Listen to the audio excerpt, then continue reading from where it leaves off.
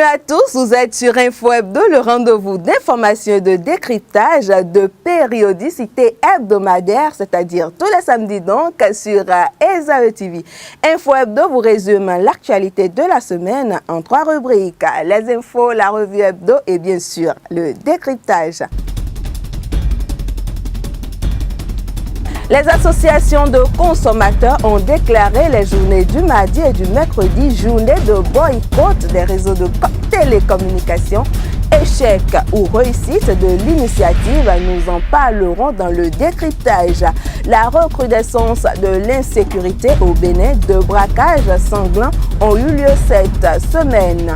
Nomination et limogeage, il en était question au cours du dernier Conseil des ministres dont vous écouterez un extrait. Et les hommes politiques apprécient les travaux de la Commission des réformes politiques et institutionnelles. Les mardis 24 et mercredi 25 mai 2016, les consommateurs GSM ont observé un boycott de 48 heures des services des opérateurs de téléphonie mobile MTN et Move. Ils réclament une amélioration de la qualité des services qui leur sont proposés parce qu'ils dépensent beaucoup plus d'argent. Ils dénoncent le crédit de communication qui disparaît de manière injustifié, tout comme leur forfait data. Échec ou réussite du boycott, on en reparle dans le décryptage. Je ne comprends pas bien l'intérêt de cette réforme. Je ne pense pas qu'il faille prendre systématiquement les dérives, les travers d'un homme ou d'un régime pour immédiatement légiférer derrière. Pense Jean-Michel Abimbola à propos des réformes en étude par la commission en charge des réformes. Jean-Michel Abimbola, faut-il le rappeler, est député à l'Assemblée nationale. Il a notamment été ministre du gouvernement Yahi. On l'écoute au micro ESAE TV de Kader Achiron. Ce que je voudrais vous dire d'abord, c'est qu'il est trop tôt pour commencer à avoir une opinion sur le gouvernement en place. Je peux dire également qu'il est trop tôt pour commencer à critiquer systématiquement. On s'attache à la forme, ça c'est la forme. C'est des styles de management, c'est des styles de gestion. Ça dépend effectivement de la personnalité de l'homme qui est à la tête de l'État. Vous pouvez avoir des personnes beaucoup plus, disons, expansives, exubérantes, vous pouvez avoir des gens beaucoup plus réservés. Donc nous avons... En ce moment, nous sommes en présence d'un nouveau style de gestion du pouvoir d'État. Prenons le temps de voir les résultats que cela peut produire. Pour l'instant, la classe politique, dans son ensemble, est plutôt, disons, réservée par rapport à cette réforme précise en ce qui concerne le mandat unique. Mon opinion, c'est que, sauf... argument, disons, plus percutant, je ne vois pas ce que cela pourrait apporter, disons, au renforcement de la démocratie dans notre pays. Si, effectivement, on dit que 2 mandats, disons ça, créent, disons, certains travers, c'est-à-dire que lors du premier mandat, le gouvernement ou le chef de l'État, le président en place, n'a qu'une obsession, c'est sa réélection, on ne peut pas systématiser. C'est vrai que ce risque existe. Si on dit également, oui, que ça fait que malheureusement, il ne peut pas se concentrer pour travailler véritablement, le risque également peut exister. Mais à contrario, le mandat unique fait que dès qu'un président est élu, nous sommes déjà immédiatement dans une nouvelle pré-campagne pour l'élection suivante. Nous pouvons également estimer qu'à partir du moment où le président qui est élu sait qu'il n'a qu'un seul mandat, et qui ne craint pas la sanction lors d'une candidature pour sa réélection, il peut être également complètement libre de faire ce qu'il veut parce qu'il a comme un blanc-seing pendant 5 ans ou pendant 7 ans. Par ailleurs, il faut savoir également que ça va imposer le fait qu'il y a systématiquement tous les 5 ans une alternance au pouvoir. Donc ça veut dire que systématiquement, ce qu'on veut éviter, c'est-à-dire la régularité des élections qui nous empêche de nous concentrer sur l'essentiel, sur le développement, ça va nous amener systématiquement à ça. Parce que quand vous avez un président qui est en exercice, sauf évidemment s'il passe complètement à côté de son mandat, il est probable qu'il soit réélu. Mais ça permet au moins de contenir un peu les velléités, ça permet de faire travailler les uns et les autres et que tout le monde ne se dise pas, bon, ça n'a plus aucune importance pour moi que le président soit effectivement, que je sois en harmonie avec le président, puisque de toute façon, il s'en va bientôt. Donc je ne comprends pas bien l'intérêt de cette réforme et je ne pense pas qu'il faille prendre systématiquement les dérives, les travers d'un homme ou d'un régime pour immédiatement légiférer derrière. Donc je voudrais vraiment dire que le moment venu, il faudrait qu'on ait des arguments qui puissent nous convaincre, des arguments plus percutants, des arguments plus pertinents pour que peut-être nous puissions comprendre l'intérêt du mandat unique. Mais au moment où je vous parle, très franchement, je suis très réservé par rapport à cette réforme précise du mandat unique. Marie-Élise Gbeddo se prononce sur le statut du genre féminin dans les fonctions administratives et politiques, mais aussi donne son avis sur l'instauration du mandat unique dans la constitution béninoise. Elle a été interrogée par Abdelkader Achiro. Elle poursuit toujours son combat républicain. À l'exception des autres politiques qui s'assombrissent pour l'instant dans leur cachette, Marie-Élise Gbeddo a rencontré les membres de la commission chargée des réformes politiques et institutionnelles afin de leur faire part de sa vision sur la question de la révision de la Constitution, notamment l'adoption du mandat unique. Je préfère qu'on laisse les choses à l'État, qu'on ne touche pas à la possibilité de faire 2 mandats. Faire un mandat, c'est la volonté de celui qui veut. On peut le laisser faire. Mais nous savons qu'il s'agisse de 3 mandats ou bien d'1 mandat, que cet article demeure en l'état. Des articles ont été étudiés et remis aux membres de la commission en guise de proposition en ce qui concerne les droits de la femme dans la société. Nous avons voulu nous assurer que la révision de notre constitution qui est en cours n'altère pas les droits déjà acquis par les femmes, mais que cette révision va surtout contribuer à garantir davantage le respect des droits de tous, donc de la femme, sans distinction de sexe, de race, d'orientation, d'ethnie, etc. Parce que nous nous sommes battus pour qu'on tienne compte désormais de la parité et de la promotion du genre. Outre cela, la juriste de formation semble n'avoir pas satisfaction à l'égard de la composition de cette commission. Sur 35 membres, la commission comporte uniquement 3 femmes, un fait qui interpelle la question de la parité. Et comme pour prévenir, le chef de l'État avait déjà avoué en début de mandat que la parité homme-femme ne serait pas une priorité pour l'heure. Moi, au moment quand on parlait d'une commission qui sera mise en place, je pensais qu'on allait mettre surtout des spécialistes en droit constitutionnel. Je voyais beaucoup plus les experts en constitutionnalité et puis, 1 ou 2 magistrats ou 2 avocats et surtout un sociologue pour aider. En fait, je voyais quand même une composition d'une dizaine d'experts qui allaient faire le travail, mâcher le travail et mettre à disposition.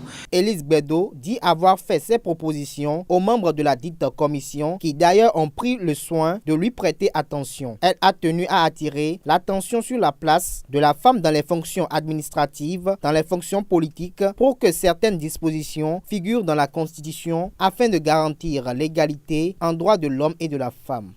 Le traditionnel Conseil des ministres s'est tenu mercredi dernier. On écoute un extrait des grandes décisions issues du dit Conseil du 25 mai avec le secrétaire de la présidence, Pascal Irené Koupaki. Troisième rencontre, le Conseil des ministres a autorisé l'organisation le 1er juin 2016 de la 32e édition de la Journée nationale de l'arbre sur le site de la forêt classée de Pao et en même temps le lancement de la campagne nationale de reboisement 2016-2017. Le ministre du cadre de vie et du développement durable fera un bilan global 32 ans après la première édition de la Journée nationale de l'art, et ceci pour donner une nouvelle dimension à cette activité. Au titre de l'examen d'un certain nombre de projets de décret, le Conseil des ministres a adopté 6 projets de décret. Il s'agit des projets de budget 2016 de 6 établissements publics, à savoir la Société béninoise de manutention portuaire, la Compagnie béninoise de navigation maritime, le port autonome de Cotonou, la Société des industries textiles du Bénin, la Société béninoise des hydrocarbures et l'Office béninois des recherches géologiques et minières. Ces 6 projets de budget ont été approuvés par le Conseil avec des recommandations particulières sur la gouvernance de ces entreprises. Le Conseil a entendu une communication du ministre de l'Économie et des Finances relative à la suspension des travaux de construction sur la berge du chenal de Cotonou, au lieu dit Gambie, à proximité de l'ancien pont de Cotonou. Le promoteur de ces travaux n'a pas reçu toutes les autorisations requises pour renforcer la gouvernance et protéger les investissements privés. Le Conseil a rappelé qu'il est important que chacun respecte les dispositions légales et réglementaires de notre pays en toute action juridiquement encadrée. Le Conseil des ministres a approuvé la mesure proposée par le ministre de l'Économie et des Finances, à savoir la mesure de suspension des travaux. Enfin, à l'issue du Conseil, 4 fonctionnaires du ministère du cadre de vie et du développement durable ont été relevés de leurs fonctions et 22 nominations ont été prononcées, dont 10 au ministère de l'Économie et des Finances, 9 au ministère de la Justice et de la Législation, une nomination au ministère du Travail, de la fonction publique et des affaires sociales, 2 au ministère des Infrastructures et des Transports et 2 au ministère de l'Énergie, de l'Eau et des Mines. Pendant que se tenait le Conseil des ministres le mercredi dernier, les délinquants opéraient un braquage à Cotonou. 2 braquages avérés ont secoué cette semaine. C'est dire que l'insécurité s'en va grandissante au Bénin. Le cas est crié à Cotonou. Innocent Apo, contrôleur général de police à la retraite, se prononce sur le fait en évoquant la question du plan de sécurité. Ces propos sont recueillis par Kader Achiron. Sur le plan national, il faudrait vraiment que les autorités revoient la levée des barrières. Les contrôles routiers, on peut supprimer ça. Mais les fouilles de sécurité qui, de 19h à 6h ou à 7h du matin, sont souvent observées dans les différents artères, surtout lorsque nous devrions traverser Cotonou et se rendre jusqu'à Malanville, ou de Cotonou à Ilakonji, ou de Cotonou à Lagos, ainsi de suite. Ces différents points de sécurité-là, je crois qu'il faille vraiment les maintenir. S'agissant de la ville de Cotonou même, le commissariat central de Cotonou et la gendarmerie disposent des différents mécanismes, des différents plans qu'ils peuvent actionner.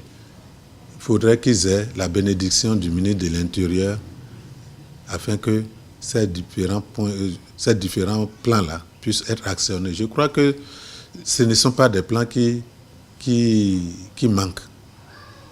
C'est l'activation.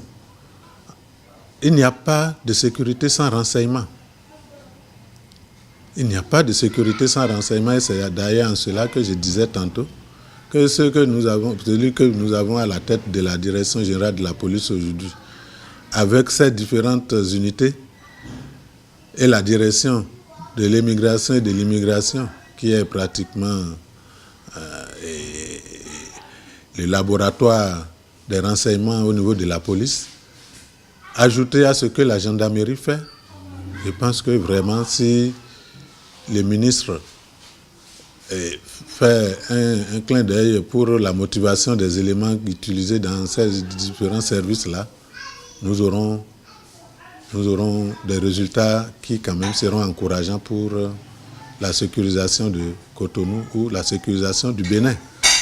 Mais s'agissant du plan, ce ne sont pas des choses qu'il faille dévoiler ici, encore que ça varie selon le type de criminalité ou le type d'acte à réprimer.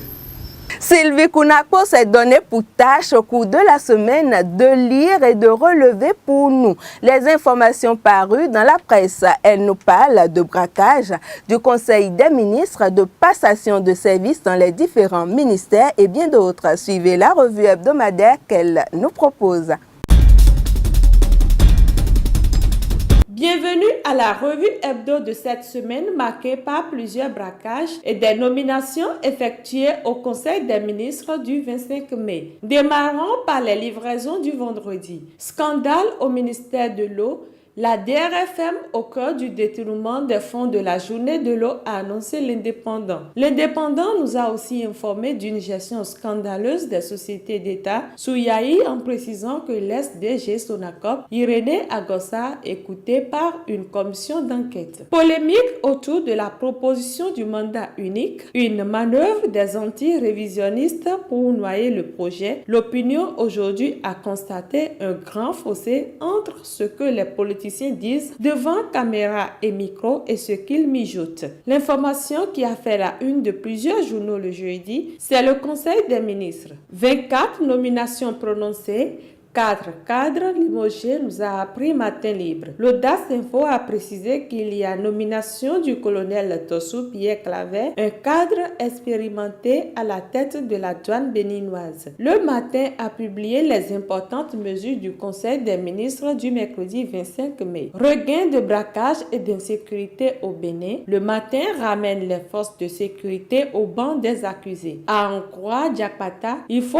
encore beaucoup d'efforts du gouvernement pour arrêter la saignée. Du jeudi, passons au mercredi. Passation de charge à la tête de la direction générale du port autonome de Cotonou. Amélie Huguette Amosou prend fonction sous le signe de la détermination et de l'union, nous a informé Relève Info. Directrice générale intérimaire au port autonome de Cotonou, Huguette Amosou, où la compétence prime à l'incompétence selon Libération. Le quotidien du jour pense que c'est la première plus grave erreur du nouveau départ. Il a poursuivi que Huguette Amosou, acteur des faux coups contre Bénin Contrôle. Le quotidien du jour a également abordé la suspension des contrats aux médias et a publié la déclaration de Basile Tiboso de Challenge à ce sujet. L'affiche du jour nous a appris que l'opération Mamba pour la sécurité des Béninois a juste un effet d'annonce à Porto-Novo. Élection du remplaçant de Agbele Sessi au poste du deuxième secrétaire parlementaire. L'honorable Dakbe Sossou écrase Basile Arossi, nous a informé le choix tout en précisant que sur les 118 députés présents à l'Assemblée nationale, 58 ont accordé leur suffrage à Dakbe Sossou contre seulement 20 voix pour son challenger Basile Arossi.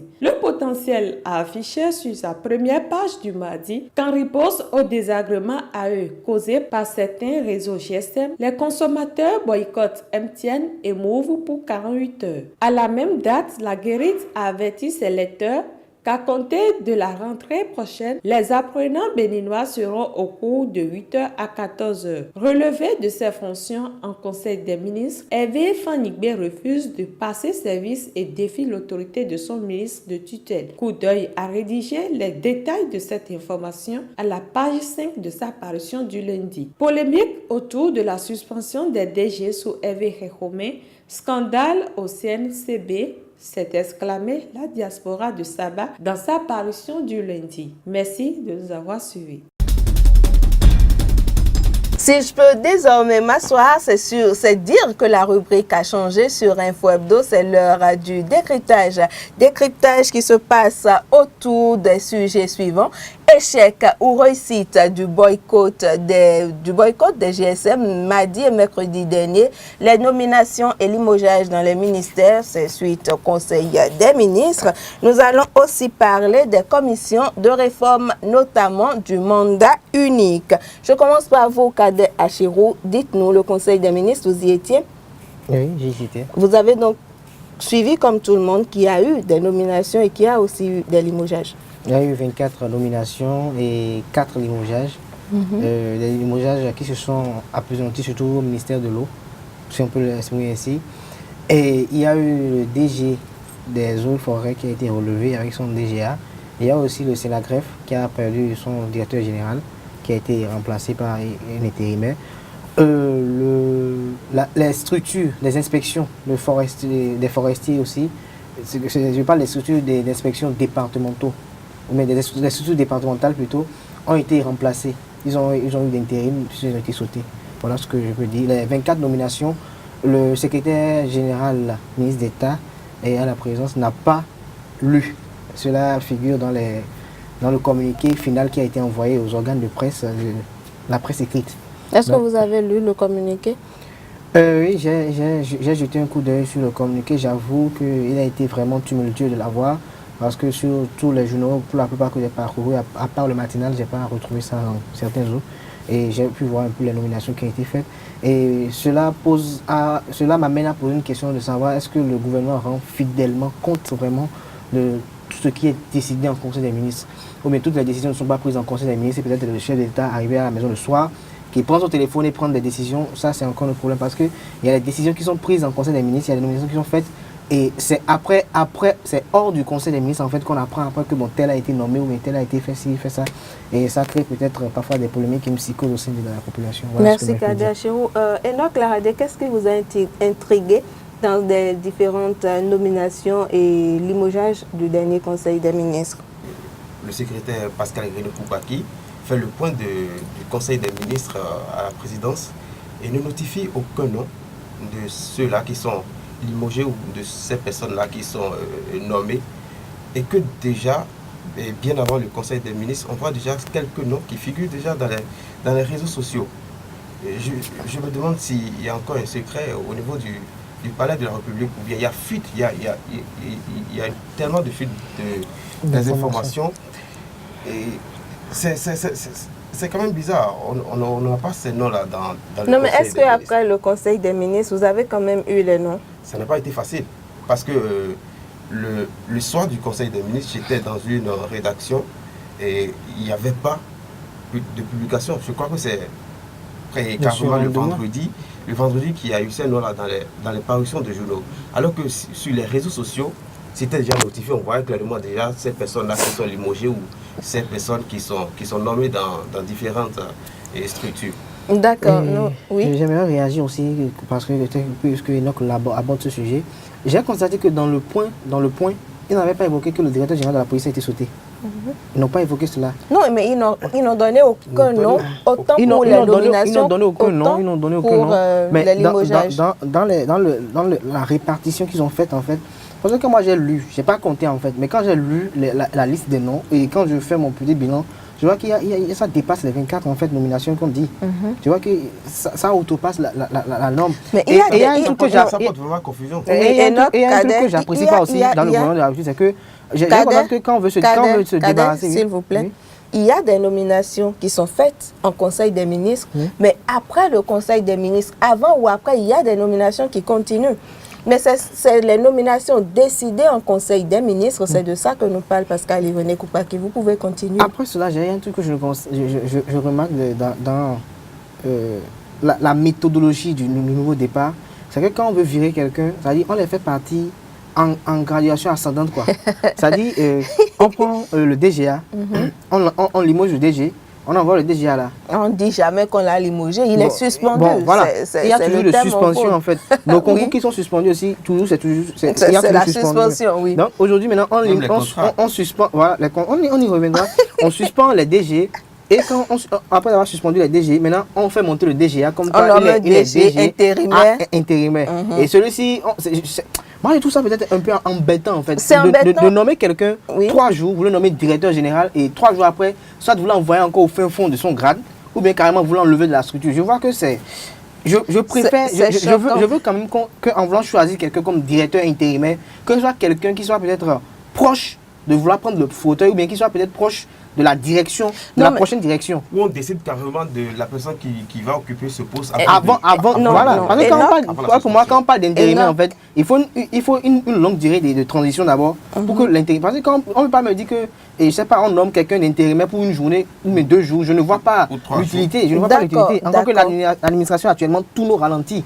Je suis d'accord avec vous sur chacun des points que vous défendez. En tout cas, cela vous engage. Mais ce qu'on peut constater, en tout cas par rapport à ce qui se passe avec le gouvernement Talon, c'est le gouvernement des suspensions. J'ai l'impression que le gouvernement se comporte comme une souris.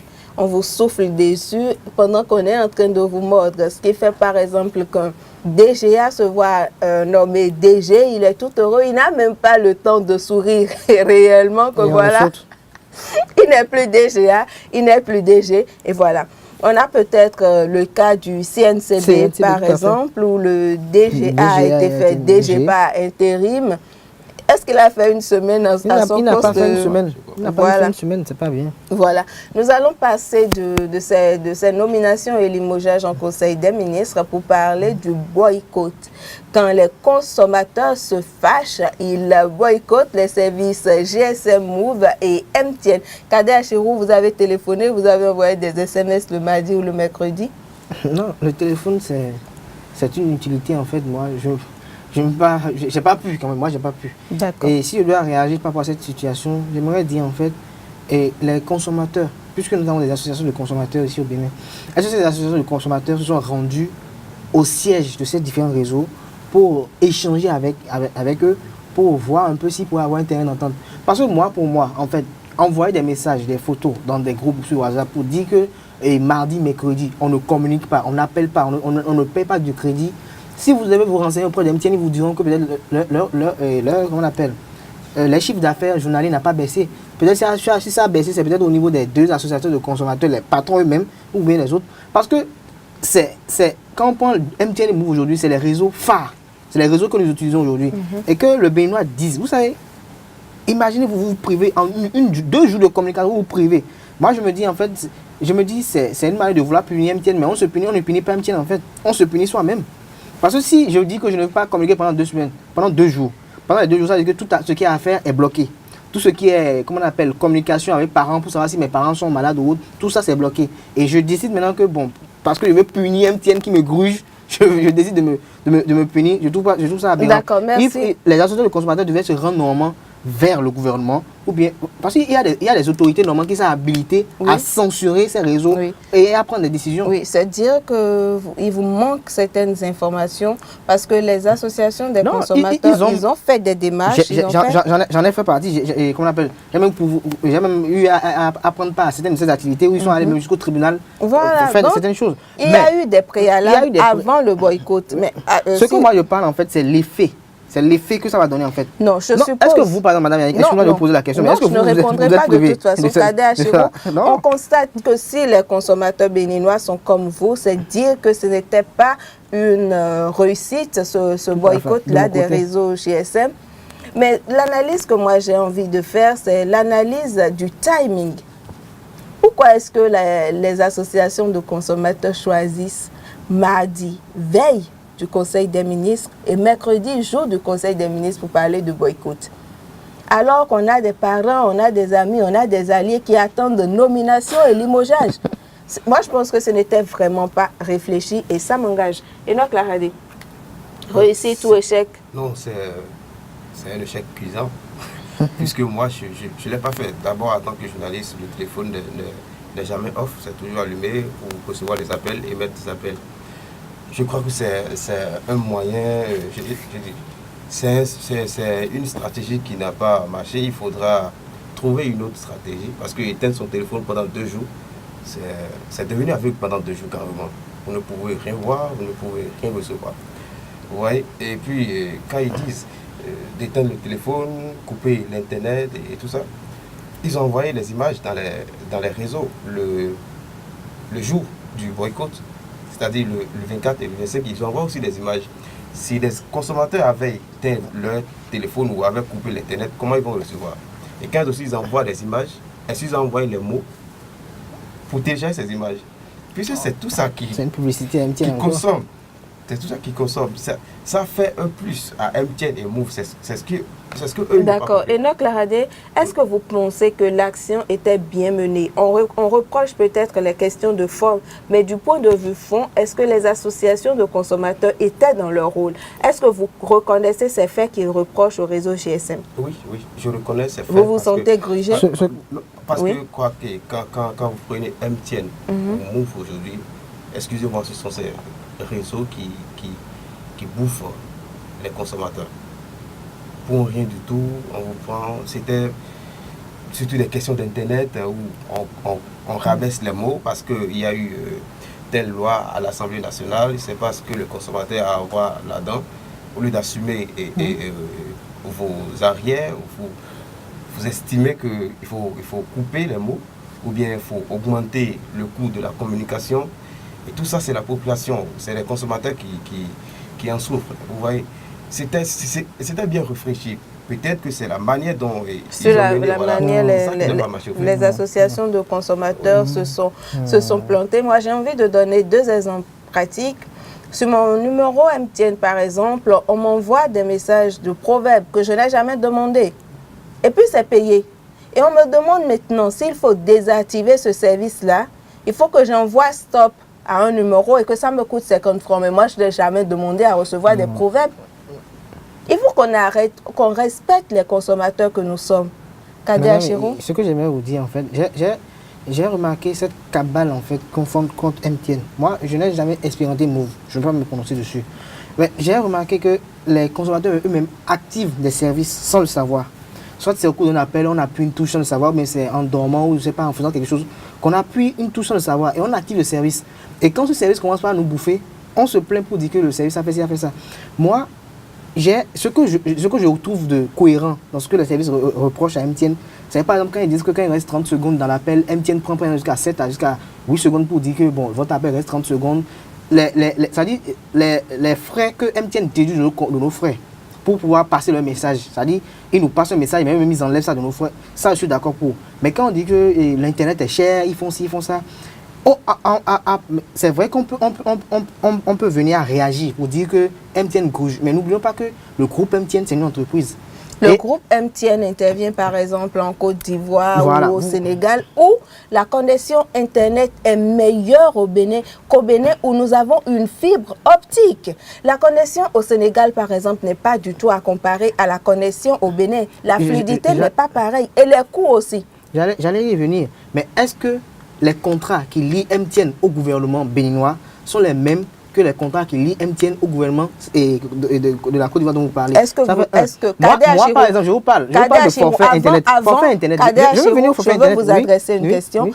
Est-ce qu'avant de prendre votre puce MTN, vous êtes allé voir le contrat qui liait l'agence MTN au Bénin? Non. C'est pareil pour tous les consommateurs. Bon, j'en viens en fait. J'en viens. MTN, je donne un simple exemple. Quand on dit que le réseau ne progresse pas, le réseau ne fait rien, quand moi j'ai commencé à utiliser les forfaits par exemple, quand vous prenez le forfait de 2000 francs, je prends un exemple, c'était à 250 mots en temps. Aujourd'hui, ils l'ont ramené à 300 mots. C'est un exploit. Et MTN a sorti après une formule selon laquelle on consomme 350 francs et on gagne 350 mots. Mais c'est en fait ce service qui fait créer beaucoup de Béninois en fait. Qu'on dit que le MTN les grouille, MTN fait ci, MTN fait ça. Je dis en fait, si le réseau, parce que c'est vrai, le réseau est là pour servir le consommateur. Mais le réseau est là pour servir le consommateur. Mais si le réseau fait un jeu de donner et de recevoir, en fait, il vous sert, mais lui aussi, il attend quelque chose en retour. Le Béninois aujourd'hui veut gratuit. Il veut des services gratuits. Et MTN, en voulant offrir ces services gratuits, prend toujours quelque chose. Quand vous activez le service 350 mots par jour, et que MTN lui voit que lui n'a pas, même si toi tu ne veux pas naviguer, que toi tu veux juste passer un appel, tant que lui n'a pas encore pris ces 350 francs de chez toi, il n'est pas à l'aise. Et effectivement, moi j'ai fait ce constat que les 350 mots là, dont vous jouissez, finissent plus rapidement que quand vous activez les 300 mots, et comment on appelle, qui font les 2000 pour le mois. Et moi je me dis, il y a plusieurs options. Ça revient au consommateur maintenant de faire le choix qu'il veut. Si le consommateur voit que c'est en faisant un mois avec 2 000 francs qu'il est à l'aise, il le fait. S'il voit que c'est en faisant, comment on appelle, 7 000 avec comment, il le fait. Et c'est pas comme la SBE où on peut dire, bon, c'est l'État qui gère, mais si il y a MTN qui est là, si MTN n'est pas bon, on va avec Move. Si Move n'est pas bon, on va avec Bébécom, Glo. Donc moi je ne vois pas en fait pourquoi on veut chaque fois, je sais pas, les associations des consommateurs, ce que moi j'adhère pour eux, c'est le fait qu'ils disent en fait que dans les communications, ils enlèvent ci, ils enlèvent ça. Ça je suis d'accord qu'on puisse nous retrousser ça. Mais le fait de dire qu'ils ne font pas d'efforts pour améliorer les conditions, ça c'est une grande question qu'il faut s'asseoir avec le gouvernement pour élaborer. Il y a d'autres services sur MTN quand tu l'actives, quand tu actives ces services-là, par exemple l'histoire de MTN Zinc, quand tu l'actives une fois, et quand après tu ne veux plus, tu désactives, c'est toujours activé. C'est ça que je vous dis. Après le MTN Zik, quand vous appelez quelqu'un et que vous avez la malchance d'appuyer, par exemple, ça vous dit d'appuyer 1 pour copier la tonalité. Si vous ne savez pas que le téléphone, on a des téléphones Android, et que vous prenez le téléphone Android, vous le mettez à l'oreille, et que sans savoir, vous appuyez la touche 1, ça copie entre la chanson de l'autre, sans que vous le sachiez. C'est un truc automatique en fait qu'ils ont fait. Je ne parle pas de ce cas. Quand bien même tu le sais, tu l'actives. Et tu sais que bon, ça ne te profite plus. Et tu veux désactiver. Et tu veux désactiver. Tu appelles le service et tu désactives. Carrément, ça ne marche plus. Et quand tu appelles, ça ne sonne plus, ça ne chante plus, ça ne dit plus rien. Ça sonne comme au début, tu vois. Maintenant, c'est qu'on te prélève à chaque mois, à chaque fin du mois, les tarifs de MTN Zik, c'est ça que je demande. Ce qui est sûr, ils vont vous prélever les tarifs de ce mois dont vous avez activé. Non. Même si vous n'avez pas voulu. C'est un contrat. C'est mon cas. C'est un contrat. Quand tu m'appelles, ça ne chante pas. Mais à chaque parfois, mois, ça chante. Non. Il m'arrive parfois d'entendre musique. Il m'arrive parfois d'entendre musique. Ok, d'accord. Vous êtes des consommateurs, journalistes, objecteurs de conscience. Nous avons comme tous ces Béninois là qui souffrent le matin avec les réseaux GSM Move et MTN décrier le service qui nous est offert et surtout le coût. On veut bien payer, on peut mettre le prix, mais il faut bien que le service soit à la hauteur de ce qu'on y injecte, quoi.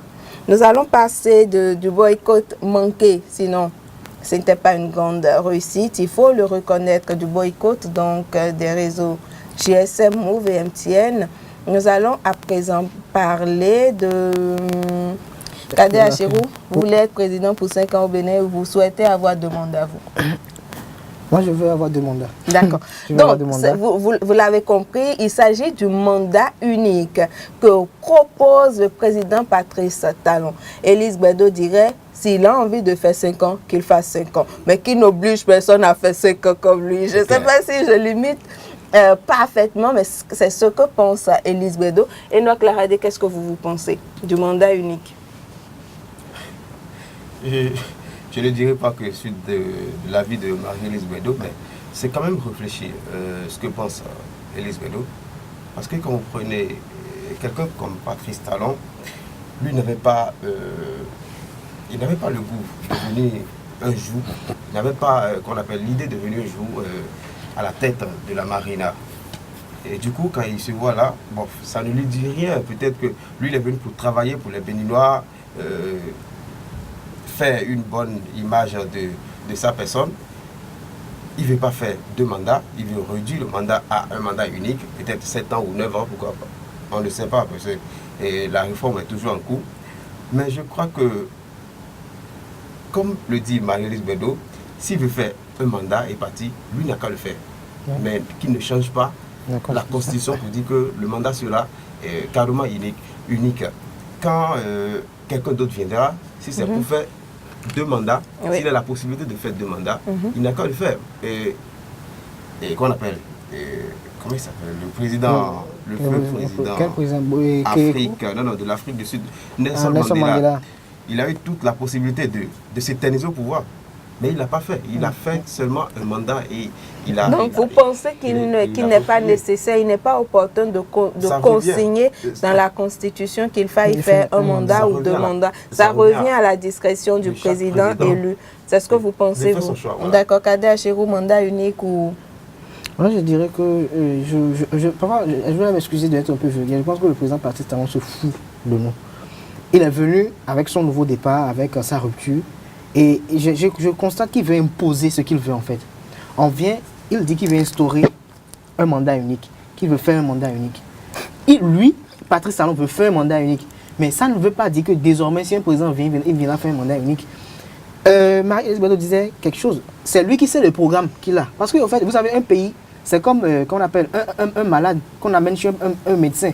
Actuellement, c'est lui le médecin du Bénin. Comme quelqu'un s'appelait le mécanicien en chef.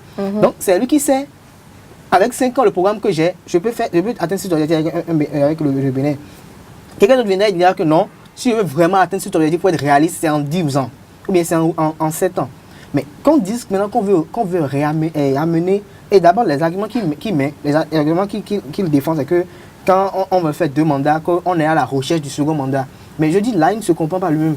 Parce que si vous allez faire l'analyse dans tous les pays où les présidents font vraiment 2 mandats, vous allez voir que le premier mandat a toujours un bilan et le jeu. Parce que le chef de l'État est toujours à la quête de vouloir chercher un second mandat. Et quand il veut chercher ce second mandat, il fait tout pour que le peuple l'admire, l'adore. Et vous allez voir, même comme Jean-Michel Abimboula disait, qu'il ne faut pas se servir des dérives d'un homme ou bien, je ne sais pas, d'un gouvernement pour légiférer. Quand on prend la gestion de Boun, il a lui-même l'avoué que le premier mandat était un bon mandat. Le premier mandat était parfait. Maintenant, si lui-même voit que le premier mandat était parfait, et que c'est au niveau du second mandat, que l'homme voulant partir, voit maintenant que bon, il n'y a plus rien à faire, que l'homme a fait des désordres, ça, il peut peut-être instaurer des réformes pour améliorer quand même le système. Mais il ne peut pas instaurer, je sais pas, institutionnaliser pour dire que bon, désormais, on fait uniquement 5 ans et on fout le camp. Parce que je me dis, Ami Mola disait quelque chose et c'est pertinent. Il dit, quand vous venez, vous faites 5 ans, vous partez. Quand l'autre vient, c'est encore une nouvelle république. Ça veut dire qu'à chaque fois, quelqu'un vient à notre tête, il fait 5 ans, il part, et on aura ce qu'on a. Quelqu'un vient faire 5 ans, il casse les ministères. Il les restructure, il fait ça, il part, 5 ans viennent encore, quelqu'un d'autre revient encore, lui aussi dit bon, maintenant moi il va avoir 15 ministères ou 12, et le pays ira où? Le pays ira où en fait? Parce que si quelqu'un vient, je pense que ce que je dis c'est un peu pertinent, quelqu'un vient, Boni par exemple, il a vu qu'avec 28 ministères, il devait avoir son changement. La rupture trouve que le nouveau départ, c'est avec le nombre de ministères qu'il a actuellement. Et on ne sait pas encore combien il va en créer, ou bien je ne sais pas s'il va encore rétrécir encore les taux. Maintenant, il va partir après 5 ans. Supposons que quelqu'un d'autre vient en 2021. Lui-même vient maintenant et dit bon, que quand moi j'ai analysé, lui aussi viendra avec un autre slogan. Peut-être soit c'est le nouveau départ ou autre chose. Il viendra et dit maintenant que bon, moi aussi, bon, il me faut 15 ministères. 5 ans après, l'autre vient. Le pays n'ira pas de l'avant. Et il faut qu'on change de mentalité en fait si nous voulons aller de l'avant. Et si nous voulons vraiment aller de l'avant, il faut que cette réforme de mandat unique soit bannie. Et je crois que ça déjà, ça commence pas à prendre de l'ampleur déjà. Beaucoup de Béninois, on en a lu dans la presse, que ce soit Mathieu Kofi-Nago, que ce soit Elegbe et autres. Et aujourd'hui, déjà, il y a déjà une image qui circule déjà sur les réseaux sociaux. Cet après-midi, j'ai vu, on dit stop, touche pas mon mandat, ne nous trahissez pas. Nous ne vous avions pas élu pour ça. Non au mandat unique. Et je pense que les gens sont déjà prêts, ils ne veulent pas ça. Ils ne le veulent pas en fait. Donc, si Patrice Talon voit, et j'ai constaté que l'homme gère en fait parce que lui n'a rien à perdre en fait. Et je me dis parfois que c'est pas parce que moi je n'ai rien à gagner dans quelque chose que je vais empêcher les autres de venir gagner.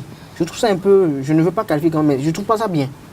Si lui n'a rien à gagner, il trouve que bon, lui peut faire ses mandats, il fout le camp. Quelqu'un d'autre peut venir faire 10 ans et faire même mieux que lui. Donc ça revient. En tout cas, ce qui est sûr, on a déjà dit, ça va être examiné au Parlement. Ce qui est sûr, quand il sera question de la chose, quand ce sera au Parlement, les députés sauront quoi décider sur la question. Ça, c'est mon point de vue, ce que je pense beaucoup plus de façon cordiale. D'accord. On a écouté Kader Achero et Enoch Laradé sur la question du mandat unique. Je m'en voudrais de refermer ce plateau de décryptage sur Info Hebdo sans prendre l'avis de mes confrères sur la crue qui est actuellement en train de dévaster le village d'Avlekete.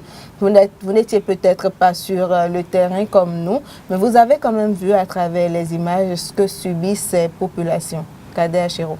J'ai vu, vraiment c'est piteux, ça donne les larmes aux yeux. C'est vraiment les mots manquent pour m'exprimer, pour qualifier cette atmosphère vraiment c'est piteux. Mais je me demande vraiment si les autorités compétentes sont déjà allées vers les populations.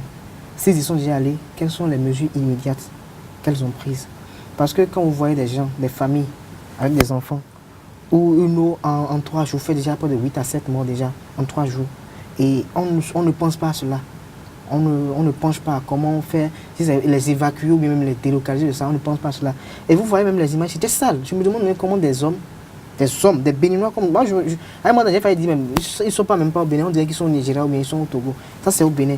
Et ces hommes-là vivent dans cette porcherie. Excusez-moi si c'est peut-être fort. Vous voulez dire par là que c'est au Nigeria Non, ou au Togo qu'il y a la porcherie? Non, quand je dis Nigeria ou porcherie, c'est que quoi? Ça dit, on a l'impression, parce que quand on a suivi le reportage, en fait, on vit dans l'élément que les journalistes qui y étaient comme des messagers, des sauveurs. Parce qu'on attendait à ce qu'ils viennent relayer l'information. Mais on va relayer l'information, mais qu'est-ce qui va suivre? Parce que c'est l'acte, en fait, ces populations attendent. Ils veulent vraiment qu'on vienne à leur secours, à leur rescousse, pour qu'on vienne les sortir de cette misère, en fait. Parce que c'est une misère. Parce que vous allez voir que tout ce qui est leurs activités qu'ils doivent faire, que ce soit la pêche et la culture, comment on appelle, l'agriculture, c'est bloqué. Et vous savez ce que l'eau peut entraîner. L'eau peut entraîner. Et il y a des enfants là, les enfants vont se noyer. Si déjà de grandes personnes rentrent dans l'eau et qu'ils sont dans l'eau à la cuisse, vous imaginez l'enfant. Quelle cuisse? Vous l'avez pratiquement à la taille. Moi je vois jusqu'à la cuisse. Vous imaginez les enfants de 5 ans, de 6 ans qui y étaient. Et un gamin même dit, si une brique, il dit, c'est des choses qui sont touchantes, ça touche. Mais est-ce que ça interpelle nos autorités? Enoch Lahade, votre mot par rapport à ce qui se passe à Ablekete? C'est vrai, je suis d'accord avec ces populations d'Ablekete. J'ai suivi l'élément. C'était vraiment piteux, comme l'a dit Kader. Ça touche le cœur, j'ai vraiment gros cœur. Mais je me pose une question. Est-ce que ces endroits, c'était des endroits d'habitation? Bien sûr. Ablekete, c'est un village qui existe depuis des siècles. Oui, c'est un village qui existe depuis des siècles. Allons-y voir si, entre-temps, on n'a pas interdit d'habiter ces zones-là. Parce que quand il y a crue, quand il y a ces crues, il y a augmentation des eaux. Ça déborde. L'eau sort de son nid et envahit qu'on appelle la population. Et ce n'est pas pour la première fois. Je pense bien, c'est ça. Si ce n'est pas pour la première fois, quelles étaient des mesures qui sont je dirais, quelles sont des mesures qui sont prises par la population ou par les autorités compétentes de cette localité pour ne pas subir, ou bien quand la période s'approche, où est-ce qu'ils vont? Ou c'est toujours la même chose, c'est toujours la routine où ils sont habitués. Parce que c'est pas à Ablekete seul que ça se passe. Quand vous allez à Baba ou dans les zones où il y a le lac, à chaque période, 2 ans ou 3 ans, il y a de ces événements-là qui reviennent. Mais est-ce qu'on ne s'approche pas trop de ces lacs ou lagunes pour dire qu'on veut construire parce que c'est moins cher, on veut habiter les bas-fonds parce que c'est moins cher, alors que c'est des zones de maladie, le paludisme entraîné par qu'on appelle les moustiques et tout ça. Il faut revoir tout ça, puisque c'est pas tout de suite, on se lève. Ablekete, il y a 2 Ablekete au fait. Il y a un de l'autre côté qui est au bord des lagunes. Il y a aussi un ici du côté de Filosé. Ça, c'est vers la plage. Là, il n'y a pas de problème. En fait, il n'y a pas 2 Ablekete, il y a un seul village Ablekete qui est situé entre la lagune et la mer. Et la mer, voilà. Ben, ils vivent 2 choses différentes. Les autres sont dans la misère et ici, c'est la fraîcheur. Voilà. Il n'y a pas de fraîcheur puisqu'il n'y a pas d'habitation là-bas. Pour aller là où les populations vivent réellement, il faut traverser la lagune pour aller dans le cœur même de Ablekete, là où ils ont leur maternité, leur école. Mais dans l'un ou l'autre des cas, il est souhaitable que les autorités communales ou même le gouvernement trouve une solution définitive à la peine des populations. La rédaction de Esaü TV a été sensible à la chose. Nous avons porté l'information et on espère qu'on sera reçu. Et c'est sur ce désastre de Ablekete que nous refermons ce numéro de Info Hebdo. Merci d'avoir été des nôtres et à samedi prochain.